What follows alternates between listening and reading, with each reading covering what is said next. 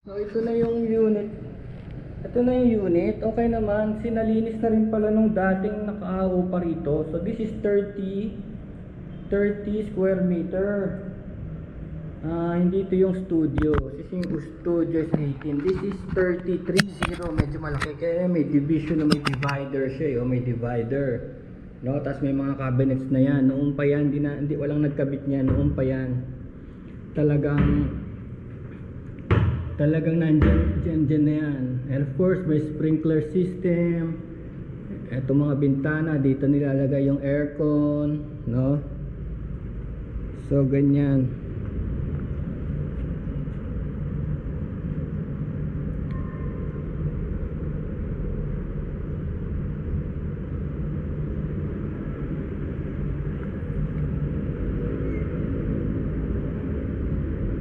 So itong katapat niya, this is Makati area, ayan ang view mo Makati. Hindi pala yung kabila, Makati pala.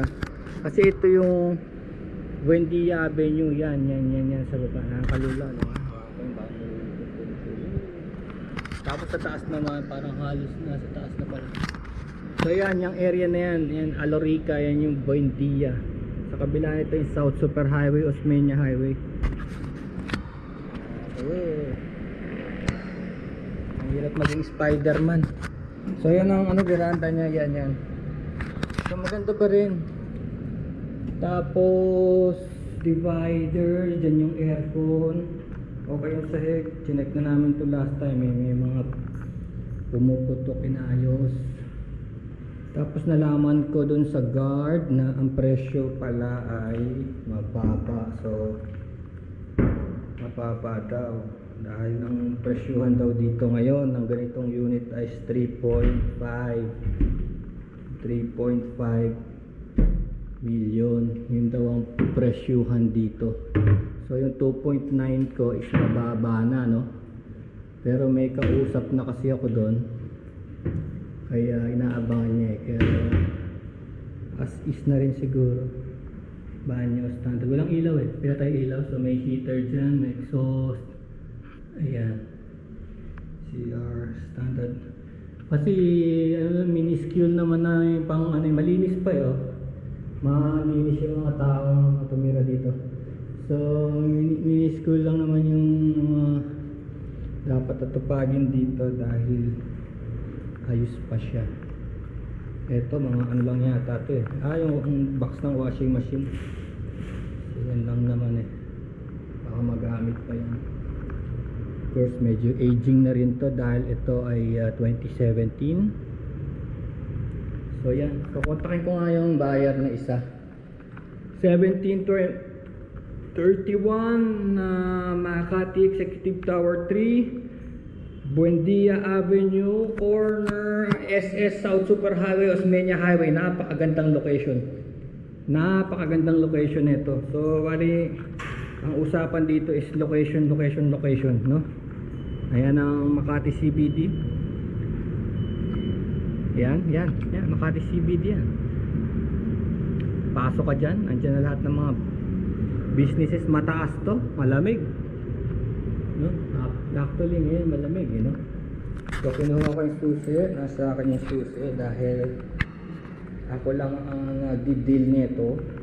Technically, pag special power of attorney ka, you are the owner. You are the owner, no? Ayan. Patay pala yung kuryente. Baka pwedeng buksan. Oo nga, no? Ayan, no?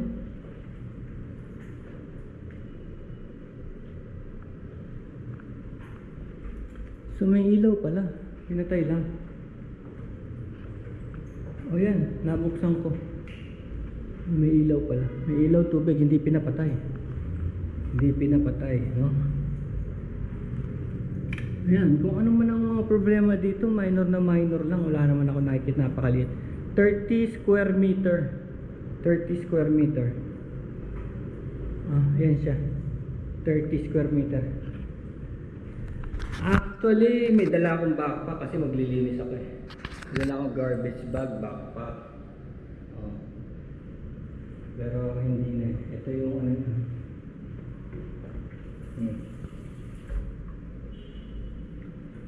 So ito yung circuit breaker. Distribution ba? Wow.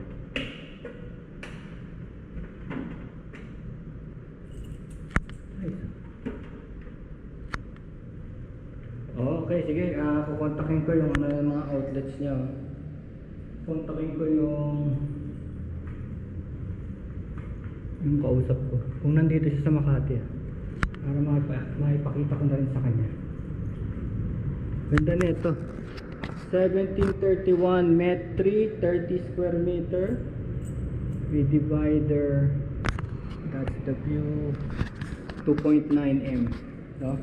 Kasama na dun yung tax, capital gains tax 6%. Yung documentary tax, tignan natin. Dapat kasi yung documentary tax sa buyer, pero tignan natin kung cover na natin yun. Si 1.5% lang naman yun. Kung gusto nyo tumawad ng konti, pwede rin naman. Okay, sige.